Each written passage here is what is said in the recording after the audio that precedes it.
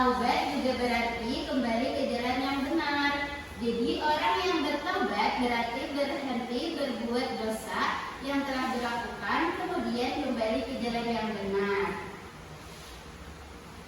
Syarat-syarat taubat yang pertama yaitu menghentikan perbuatan maksiat. Yang kedua, menyesali segala dosa yang diperbuat. Yang ketiga, berjanji dengan sepenuh hati untuk tidak mengulangi lagi. Dan yang terakhir, jika dosa itu menyangkut orang lain, maka harus minta maaf. Lalu tingkatan orang yang bertaubat itu ada empat. Yang pertama, nafsu mutmainnah. Yang kedua, nafsu lawwamah. Yang ketiga, nafsu musawwamah. Yang keempat, nafsu amarah. Jadi tingkat yang pertama yaitu nafsu mutmainnah. Itu adalah orang yang bertaubat dengan sebenar-benarnya. Taubat tingkat pertama ini juga disebut dengan taubat. Ada yang tahu? Betul. Jadi disebut tingkat yang pertama ini disebut taubat nasuha. Betul. Lalu yang kedua yaitu nafsu lawwamah. Itu maksudnya orang yang bertaubat semua dosa besar tidak pernah diulangi. Namun terkadang masih melakukan dosa kecil tanpa disengaja, tetapi dia cepat sadar dan bertaubat kembali. Lalu yang ketiga nafsu musyawarah, yaitu adalah orang yang bertaubat untuk tidak mengulangi lagi dosa yang pernah dilakukan, akan tetapi tidak berdaya menahan nafsu untuk berbuat dosa. Betul. Dan yang terakhir tingkat nafsu amarah, yaitu nafsu orang yang bertaubat namun masih melakukan dosa dan tidak ada penyesalan dalam diri.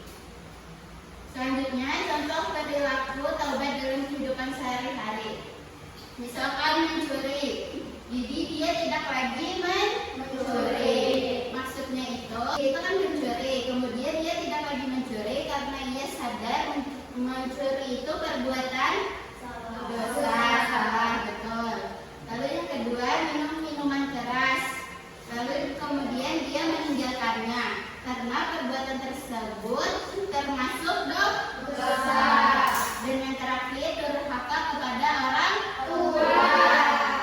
Lalu dia akan meminta maaf dan berjanji tidak akan mengulangi lagi. Betul. Pengertian taat. Ada yang tahu apa itu taat? Sudah tahu ya. Jadi pengertian taat itu adalah senantiasa menurut dan patuh terhadap perintah Allah. Taat kepada Allah yaitu melaksanakan segala perintahnya dan menjauhi larangannya. Contoh perilaku taat yang pertama, bacakan. Saya Bu, menjalankan salat 5 waktu. Betul. Yang kedua, siapa? Lanjut. Puasa wajib. Yang ketiga, bacakan. Mengeluarkan zakat. Nah, yang terakhir, Saya Bu, iya bacakan. melindungi anak yatim. Betul. Selanjutnya pengertian istiqomah, ikhlas dan contoh perilaku ikhlas. Pengertian istiqomah adalah suatu perbuatan dan sifat yang senantiasa mengikuti jalan yang lurus, yakni jalan yang diridhoi Allah. Jadi caranya yaitu dengan meluruskan niat, memahami makna syahadat dan memperbanyak membaca Al-Quran. Selanjutnya pengertian ikhlas adalah melakukan pekerjaan baik semata-mata karena Allah dengan hati yang tulus. Jadi maksudnya itu orang yang ikhlas tidak mengharap pujian dan balasan dari orang lain, karena semata-mata hanya mengharap ridho Allah. Jadi selanjutnya contoh perilaku ikhlas. Yang pertama bacakan umur. Melakukan pikir sekolah dan tidak mengeluh. Betul. Yang kedua Siti Hadidah. Mengerjakan pekerjaan rumah dan tidak meminta imbalan. Terakhir Siti Hadidah. Bantu korban bencana alam. Betul.